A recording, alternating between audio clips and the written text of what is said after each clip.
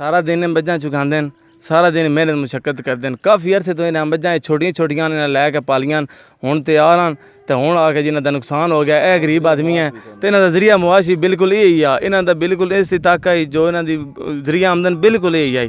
तो बराए मेहरबानी इन्हां दी दादरसी की जाए, इन्हां दी इमदाद की जाए। दिन मैं बजाते खुद नाल आई, ठीक है। वापडा वालियां दी सरासर ज्यादती है। अगर उस दिन खंभा ठीक कर छड़ दे तो अज बिल्कुल मझां कोना मरनियां। इन्हें आख्या जी असी अज लगे होने कल लगे होने। ये कोना ना इन्हां बंदियां आप बजरी पा के खंभा ठीक किया है। वो तारां छिकण आ गए ने, बजरी पा रहे हैं तो छिकण आ गए, पहला ये नहीं आए। अगर वो पहला आए हुए होंदे ये ना ही काम होना। हुण ये तारां छिकियां ने तो ये जनाब उन्हां दा नुकसान हो गया। हुण मेहरबानी करन बेशक जेड़े भी मतलब वापटा कर दी है कोई भी गौरमेंट है, ठीक है, मेहरबानी करन इस गरीब बंदे दी हेल्प करन।